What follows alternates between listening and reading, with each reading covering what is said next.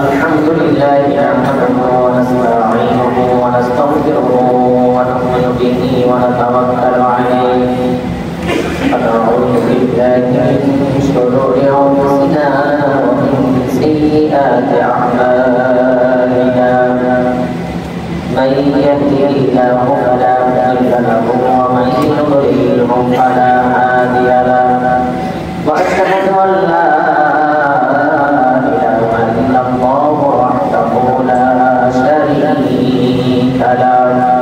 وأشهد أن سيدنا وسندنا وحبيبنا ومولانا محمدا عبده ورسوله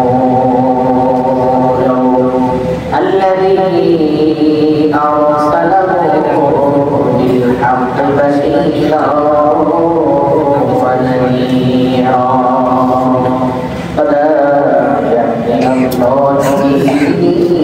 وسراجا وقمرا منيرا فقد قال الله تعالى في كلامه المجيد والفرقان الحميد أعوذ بالله من الشيطان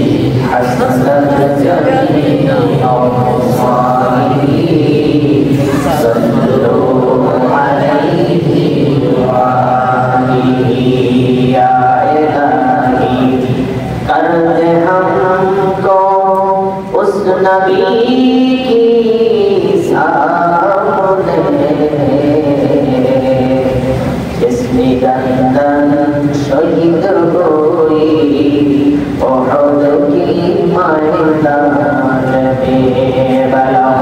আলা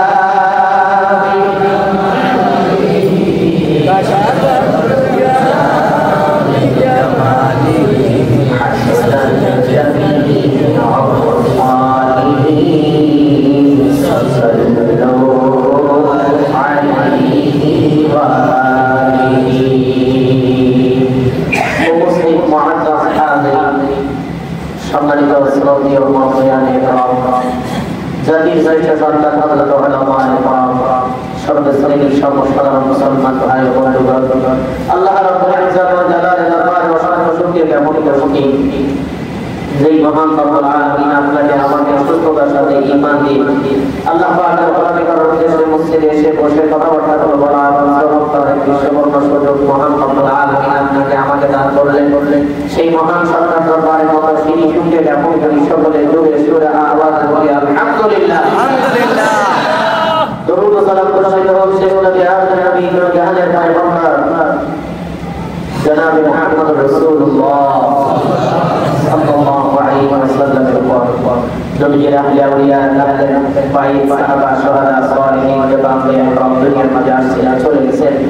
আল্লাহ রাব্বুল আলামিন তাদের মানবকে মুক্ত করে দিন সকলে বলি আমিন আমিন। দুনিয়ার আনাচে আনাচে যত মুমিন মুমিনা তাদের পরিমাণ ঈমান নিয়ে কবরে শুয়ে আছে আমাদের জীবনের সমস্ত সওয়াব তো আল্লাহ পাক তাদের আমল নামে দিয়ে দিন সকলে বলি আমিন আমিন। আল্লাহ পাক তাদেরকে চিরদিনের জন্য মাফ করে কবরটা জান্নাতের বাগিচা বানায় দিন বলি আমিন আমিন। আমার প্রিয় ভাইরা আমাদের মা বাবা যাদের অন্ধকার কবরটা যেন আল্লাহ নূর দিয়ে ভরে দেয় বলে আমিন। চিরদিনের জন্য জান্নাতের ব্যবস্থা করে দেয় বলে আমিন। ভাই আমার আপনাদের সামনে আমি একটি আয়াত আগে তিলাওয়াত করি সূরাতুল মুলকের ৩ নম্বর আয়াত। আপনারা অনেকেই হয়তো এই আয়াতের তর্জমাটা জানেন, হয়তো সামনে অনেকেই জানেন। আল্লাহ রাব্বুল আলামিন সর্বপ্রথম সৃষ্টি করেছেন মৃত্যু, মানে মৌতটাকে আল্লাহ পাক সর্বপ্রথম সৃষ্টি করেছেন। সুবহানাল্লাহ সুবহানাল্লাহ। এই প্রশ্ন করলে নিজের কাছে নিজে করলেই এবং উত্তরটা পাওয়া যায়। আজ থেকে 100 বছর আগে এখানে আমরা এরকম ছিলাম, এরকম কেউ আছে না? যারা আওয়াজ দেওয়া 100 বছর আগে আসলে আওয়াজ দেওয়া না পেয়ে 100 বছর আগে আমরা ছিলাম না, 150 বছর আগে কেউ কি ছিলাম? মৃত। বলেন না কি ছিলাম? মৃত। আল্লাহ পাক বলেন বান্দারে আমি তোমাকে কত ভালোবাসি তোমাকে বুঝো, তুমি কি জানো তোমাকে মহাব্বত কইরা তুমি উল্লেখযোগ্য কোন বিষয়বস্তু হিসাবে পরিগণিতই ছিল না, তোমার তো কোনো ভূমিকাই ছিল না।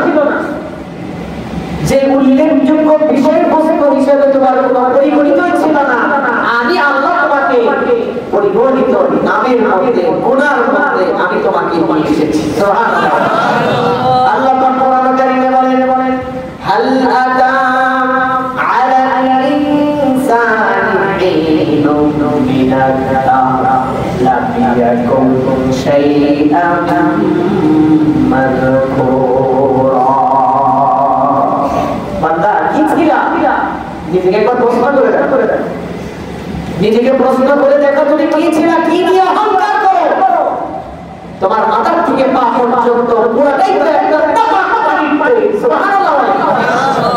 আল্লাহ পাক বলেন যে পানি দিয়ে পৃথিবীর কোনো বিজ্ঞানী কিছু করতে পারে না, কোন সৃষ্টি কোন আবিষ্কার করতে পারে না। আর আমি আল্লাহ পাক এটাকে এমন সূক্ষ্মভাবে তোমার মায়ের পেটের ভিতরে দিয়ে আমি তোমাকে বাচ্চা আকারে দুনিয়াতে প্রেরণ করেছি। সুবহানাল্লাহ। আল্লাহ পাক বলেন সুম্মা নুখরিজুকুম তিফলা, বাচ্চা আকারে তোমাকে দুনিয়া যাচ্ছি, আনার পরে সর্বপ্রথম যে শব্দটা তোমার কানে দেওয়া হয়েছে তার নাম কি?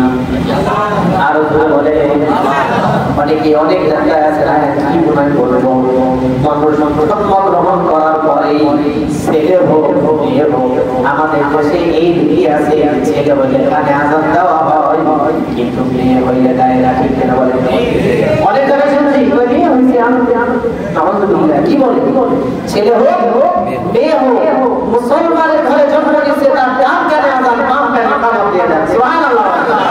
সর্বপ্রথম শব্দ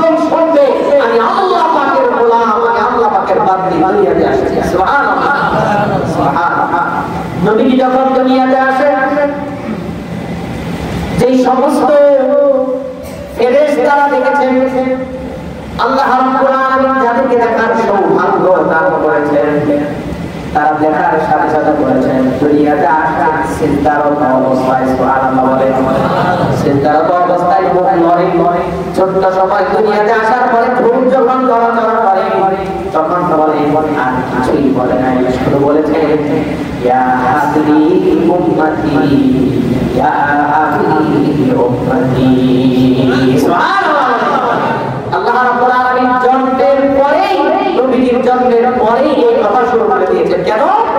কারণ গুনাহগার উম্মতি মুহাম্মদের শাফাআতের কান্ডারি মুক্তির অঙ্গন নবীকে বানায় দিয়েছেন। সুবহানাল্লাহ। এজন্য আল্লাহ বলেন বান্দাদের আমি তোমাকে কি দিয়ে বানালাম তুমি একবারের জন্য চিন্তা করো নাই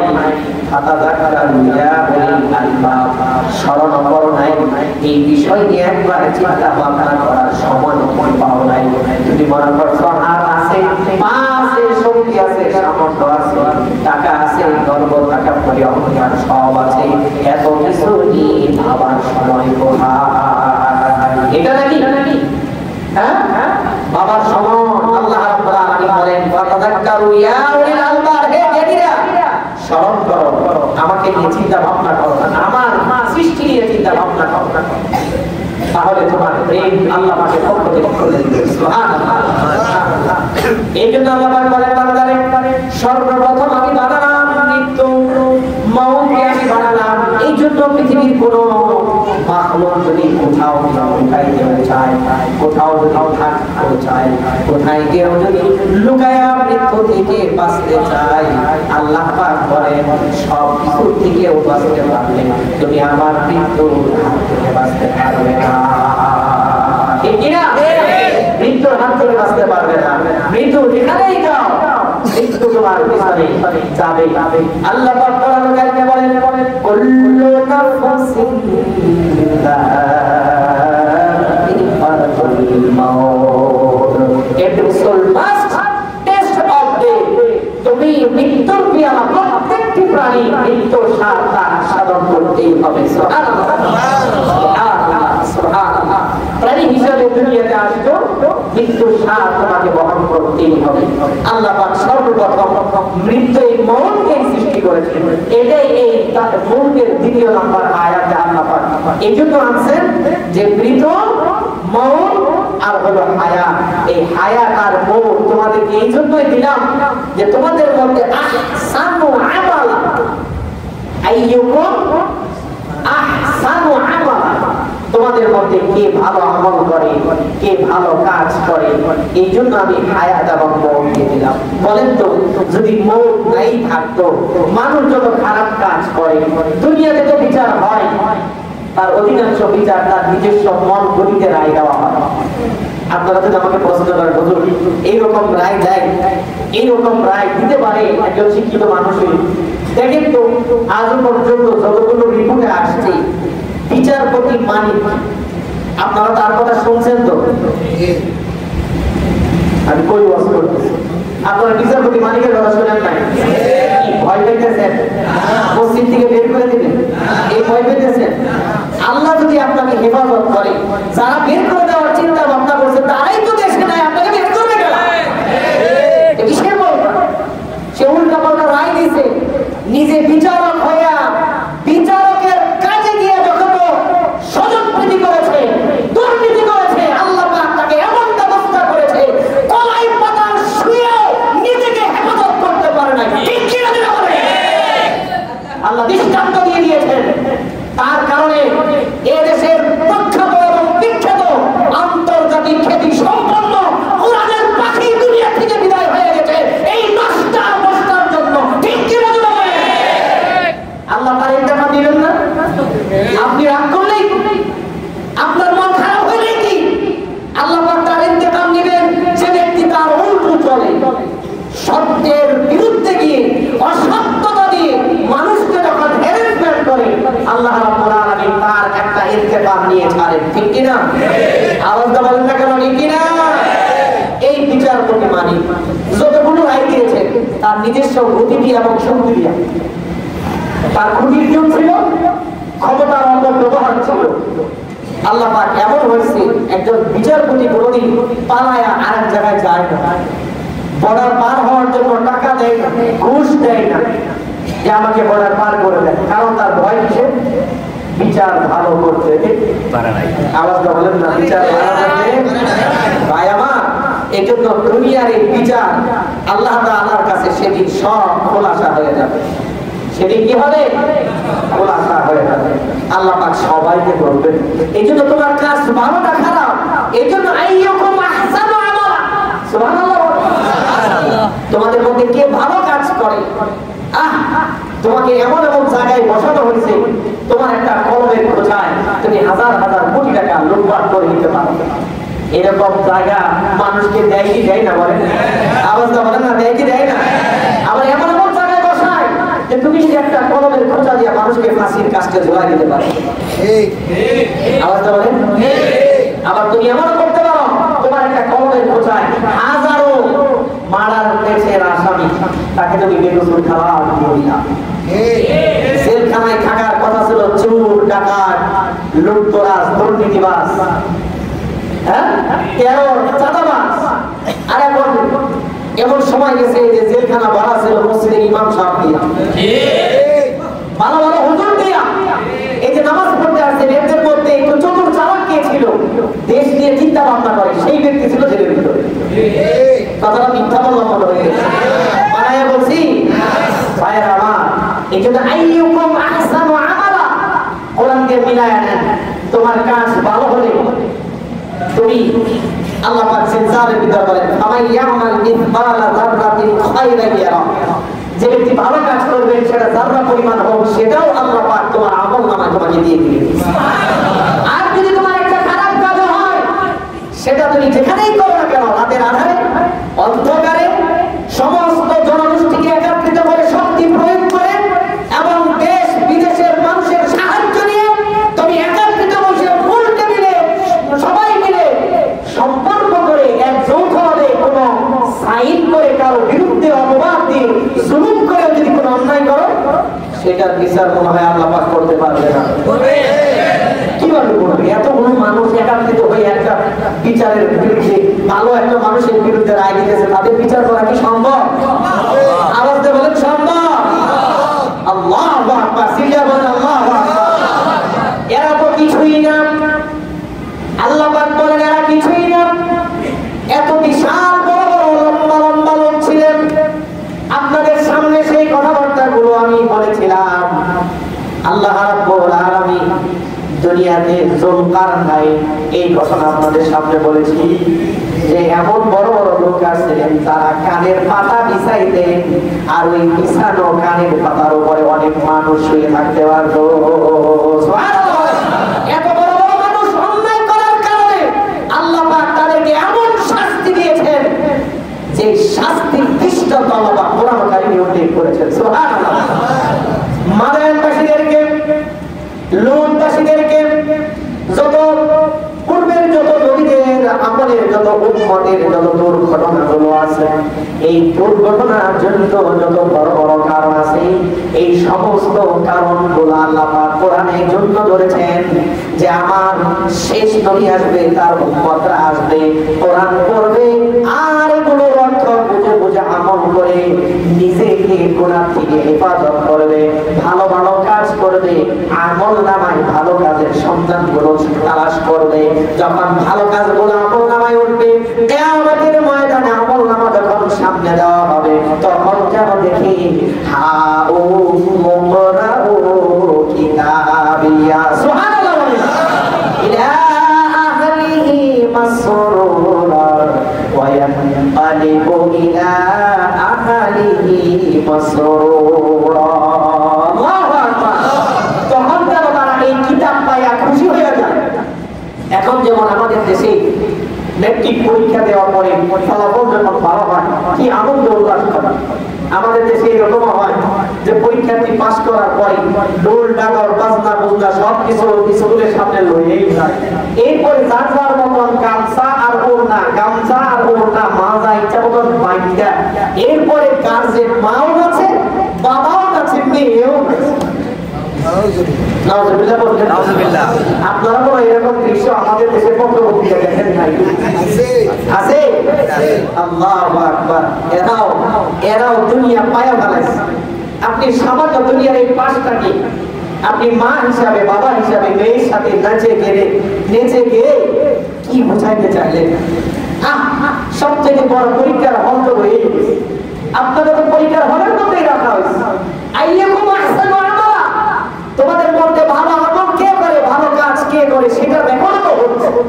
তুমি কি এইদিকে একটু লক্ষ্য করো নাই?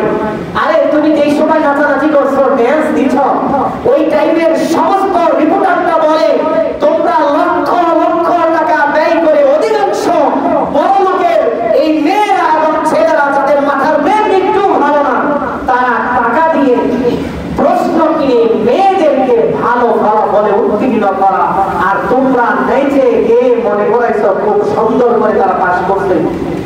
কি বলে তারা খুব নিজস্ব ব্রেন দিয়ে এরপর পাস করছে। এই জন্য জিপিএ 5 অর্থ কি বলতে পারেন? জিপিএ 5 এর অর্থ বলতে পারেন? স্কুল অর্থ কি, হাই স্কুল অর্থ কি, এগুলোর অর্থ বলতে পারেন? কি পাঁচটা কোর্স, কি লেখাপড়াটা কোর্স। এই জন্য ভাইয়ের আমার দুনিয়াকে এই আনন্দের নয়। আল্লাহ পাক কিয়ামতের ময়দানে এক একটা করে কিতাব ধরায় দিবেন।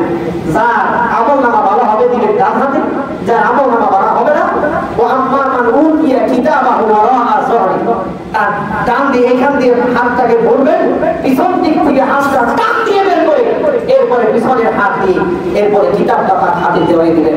যাও, তখন তার আর দুঃখের শেষ আর সীমানা থাকবে না। আল্লাহ রাব্বুল আলামিন মাঠ কায়েম হয়ে যাবেন। আল্লাহ পাকের পক্ষ থেকে বলতে থাকবেন ওয়ামতাজুল ইয়াওমা আইয়ুহাল মুজরিমুন, মুজরিম দল যারা আছো আমার এই ময়দান থেকে মুজরিমের দলরা আলাদা হয়ে যাও। মুজরিম কারা? যারা ইসলামের বিপক্ষে চলেছে, মুনাফিকি করেছে, নেফাকি করেছে, ইসলাম নাম ব্যবহার করে ধর্ম ব্যবসা করেছে, এই সমস্ত লোকদেরকে আলাদা করে দিয়েছে। আল্লাহ ঘোষণা দেওয়া মাত্রই আলাদা হয়ে যাবে। আমরা আল্লাহর কাছে দোয়া করি, মালিক আমাদের মতো গুনাহগারকে সেদিন আলাদা করব না। ইমানদারদের সাথে, মুসলমানদের সাথে, আল্লাহ ওলিদের সাথে, আল্লাহ নবীদের সাথে আমাদের হাসর নাসর আল্লাহ তুমি কবুল করে বলেন আমিন। আরে চিল্লায় বলেন আমিন। আমি আজকে এই সাবজেক্ট এটা কেন গেছি? ভালো আমল করার সময় সামনে চলে এসেছে, ঠিক কি না? আইয়ুকুম আহসানু ইসমে তাফসীরের শিক্ষালে বলা যারা তারা জানবেন এই আহসানু কে কত ভালো আমল করতে পারবে। আল্লাহ পাক এটা মওত আর হায়াত দিয়ে পরীক্ষা করেছেন। কে কোন ব্যক্তি মওতের চিন্তা করে আগে ভাগে আমল করা শুরু করে দেয়, যে আমি যদি আজকে এই মুহূর্তের পরে আর আমি কোনো মুহূর্ত না পাই, এই জন্য যতটুকু সময় পাইছি এইটুকু সময়ের ভিতরে আমি যত আমল আছে এগুলো করার চেষ্টা করব। আপনি আমল করেন নাই, সমস্ত আমলে নিয়োগ করছেন, এই নিয়োগ করার সাথে সাথে প্রত্যেকটা আমলের থেকে একটা একটা সওয়াব আপনার আমল নামায় লেখা হয়ে যাবে। প্রত্যেকটা ইবাদত থেকে একটা একটা সওয়াব আপনার আমল নামায় লেখা হয়ে যাবে। সুবহানাল্লাহ, সুবহানাল্লাহ। আস-সা'য়ু মিন্না ওয়াল ইমামু মিনাল্লাহ। আপনি নিয়োগ করে সামনে অগ্রসর হন, আর পরিপূর্ণ করার দায়িত্ব আল্লাহ। আসতে বলতে পারবো না কার দায়িত্ব? কার? আল্লাহ। শুধু নিয়োগ করে সামনে বাড়াবেন। আল্লাহ রাব্বুল আলামিন বলেন তোমাদের মধ্যে যাদের আমলগুলো ভালো নাই, তোমাদের সামনে যে সময়গুলো আসে এই জন্য বেশি বেশি দোয়া করে নাও। নবীজি রজব মাস আসার সাথে সাথে দোয়া করতেন, চাঁদ দেখতেন আর দোয়া করতেন আল্লাহুম্মা বারিক লানা ফি রজব ওয়া শাবান ওয়া বাল্লিগনা রমাদান। সুবহানাল্লাহ। শাবান মাস বেশি বেশি ইবাদত করতেন যাতে করে রমজান মাস আসলে পরে ইবাদতে কোনো ব্যথা বিঘ্ন না ঘটে। এই জন্য বেশি বেশি ইবাদত করতেন, বেশি বেশি রোজা রাখতেন, দান সদকা করতেন, ভালো ভালো কথা বলতেন, মানুষকে ভালো কথা বলার জন্য উপদেশ দিতেন, মানুষকে নফল নামাজের জন্য উৎসাহিত করতেন, রমজান মাসের তারাবির নামাজের জন্য মানুষদেরকে উৎসাহ করা লাগে। এই জন্য ভাইয়ের আমার সামনে যে মাস আসতেছে, এই মাসে নিজের ইমানটাকে পোক্তা করা, নিজের দুর্বল ইমানের কারিটাকে আরো বেশি মজবুত করা, স্পিডটাকে বাড়ায় দেওয়ানো। নবীজি সাল্লাল্লাহু আলাইহি ওয়াসাল্লাম একবার বয়ান করতেছিলেন, সাহাবা ইসমাইলদের সামনে বলতেছিলেন, ও আমার সাহাবারা তোমরা কি জানো, কয় কি জানি, আল্লাহ এবং আল্লাহর রাসূল ভালো জানেন। ওয়াল্লাহু ইয়ালামু ওয়া রাসূলুহু ওয়াল্লাহু আ'লামু ওয়া রাসূলুহু, আল্লাহ এবং আল্লাহর রাসূল ভালো জানেন। নবীজি বললেন, সাহাবারা শোনো, শেষ জামানার আমি হলাম শেষ নবী। আমি তোমাদের কাছে বনি ইসরাঈলের 4 জন নবীর ঘটনা তোমাদের সামনে উল্লেখ করতেছি। তারা একজন হলেন জাকারিয়া আলাইহিস সালাতু ওয়াস সালাম, হযরত আইয়ুব আলাইহিস সালাতু ওয়াস সালাম, হযরত হিজকিল আলাইহিস সালাতু ওয়াস সালাম, হযরত ইউসা ইবনে নূন আলাইহিস সালাতু ওয়াস সালাম। এই 4 জন নবী তারা এমন ভাবে ইবাদত করেছিলেন, একাধারে বিরতিহীনভাবে 80 বছর ইবাদতে মগ্ন ছিলেন। কয় বছর? আওয়াজ দাও না। 80 বছর ইবাদতে মগ্ন ছিলেন। সাহাবা সবাইটা টাকলা গায়ে দিলেন। আমরা বয়স পাবো কয়দিন? আমরা 50-60 বছর হওয়ার পরে এমন জায়গায় ব্যথা হয়, বলতেও পারি না, সইতেও পারি না, ঠিক কিনা? আওয়াজটা বলেন। এমন পীর বাহাদুর যুবক বয়সে 10-12 একসাথে ধাক্কা দিয়ে ফালাই দিতে পারছে। আর আজকে 10-12 জন একটা বাচ্চা দেখলেও ভয় পায়, কারণ ভিতরে ব্যথা, মাজায় ব্যথা, শরীরে ব্যথা, কত জায়গায় ব্যথা। আর তারা বিরতিহীনভাবে নবীকে উল্লেখ করে। নবীজি সাল্লাল্লাহু আলাইহি সাল্লাম বলেন তাফসীরে নূরুল কোরআনের ভিতরে 30 নম্বর খণ্ডে এই তাফসীরটা বলেন যে ইন্না আনজালনাহু ফি লাইলাতিল কদর। এই সূরা তাফসীরের মধ্যে এইভাবে বলেন, নবীর সামনে দাঁড়ায় বলতেছেন এই 4 জন নবী বিরতিহীনভাবে একাধারে 80 বছর আল্লাহর ইবাদতে মগ্ন ছিলেন। সুবহানাল্লাহ। সাহাবা সবাইকে তাকায় বললেন, আফসোসের শেষ নাই। এমন আফসোস করতেছেন, আল্লাহ পাক বুঝে ফেলেছেন। আল্লাহ পাক বুঝে কি বুঝে না? আল্লাহ পাক সাথে সাথে জিবরাইল আমিনকে পাঠাইছেন, জিবরাইল, জি আল্লাহ, যাও দ্রুত আমার বন্ধুর কাছে চলে যাও। ইনি আল্লাহ বা এই বার্তা তোমাকে দিয়ে দিলাম, আমার বন্ধুর কাছে পৌঁছায় দাও। নবীতে দাঁড়ালো, আর জিবরাইল আমিন এসে উপস্থিত হয়ে গেছেন। জিজ্ঞাসা করতেছেন, ইয়া রাসূলুল্লাহ, কি এমন কথাগুলো আপনি বলেছেন? আপনার সাহাবারা আফসোস করেছেন, আল্লাহর সাথে সাথে আমাকে বার্তা দিয়ে পাঠিয়ে দিয়েছে। এরপর বললেন যে তারা 80 বছর এভাবে একাধারে ইবাদত করতেন।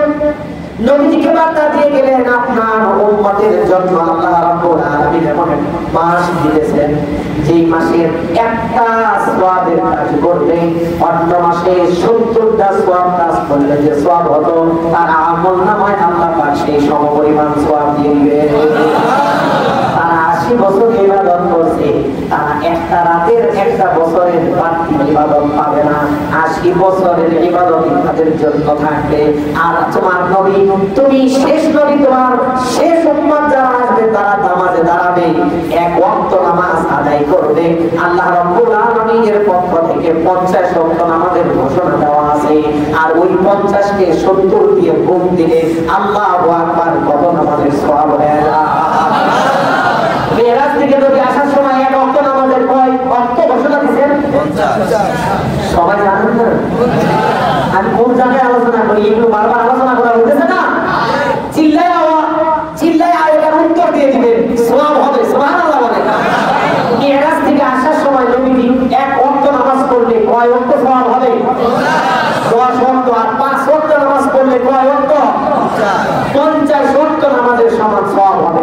তাহলে সেই 50 ওয়াক্ত নামাজের সমান সওয়াব আমি যদি 5 ওয়াক্তের মধ্যে পাই, তাহলে রমজান মাস আসলে পরে এই 50 কে 70 দিয়ে গুণ দিলে কত রাকাত নামাজের সওয়াব হয় বলেন?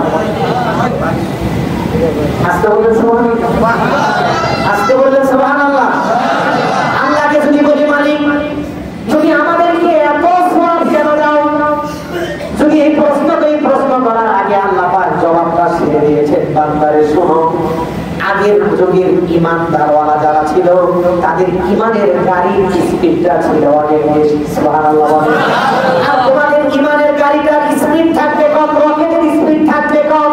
এজন্য আল্লাহ পাকের পক্ষ থেকে পূর্বের জামানার নবীদের উম্মতের চেয়ে তোমাদের দাম কোনো দিক দিয়ে কম নয়, তোমাদের মূল্য কোনো দিক দিয়ে কম নয়, তোমাদের সম্মান কোনো দিক দিয়ে কম নয়, তোমাদের সম্মান ইজ্জত কোনো দিক দিয়ে কম নয়। আল্লাহ পাক এত সম্মান আর এত ইজ্জত দিয়েছেন যে আল্লাহ তাআলার সাথে সরাসরি কোন নবীর উম্মতরা কথা বলতে পারতেন না।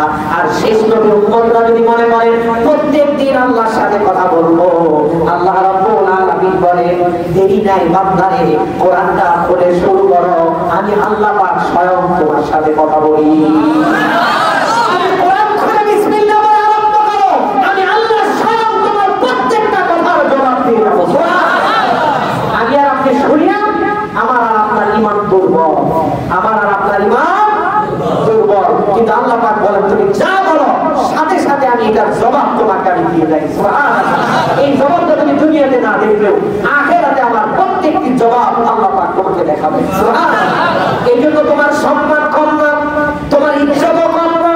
তুমি এক রাকাত এক ওয়াক্ত নামাজ পড়লে 10 রাকাত নামাজের 10 ওয়াক্ত নামাজের সওয়াব পাও, 5 ওয়াক্ত নামাজ পড়লে 50 ওয়াক্ত নামাজের সওয়াব পাও।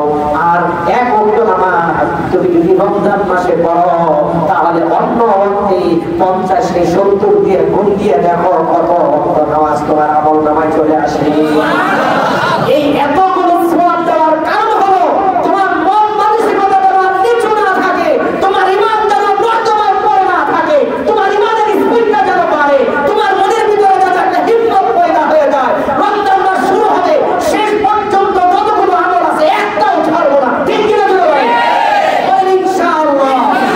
আল্লাহ পাক আমাদের প্রত্যেকটা আমলকে ভালোভাবে করার তৌফিক দান করুন বলেন আমিন। সেই সাথে সবাইকে সুস্থতা দান করুন বলেন আমিন। সবাইকে নেক হায়াত দান করুন বলেন আমিন। অর্থনৈতিক এবং আর্থিকের উপরে আল্লাহ যেন বরকত দান করেন বলেন আমিন। অনেকেই আর্থিক এই অর্থ কামাই করতে গিয়ে, অর্থ উপার্জন করতে গিয়ে অনেক বড় বড় আমলগুলোকে দূরে থেকে দেয়। ঠিক কিনা? আবার বলেন ঠিক কিনা? এটা যেন কখনোই না হয়।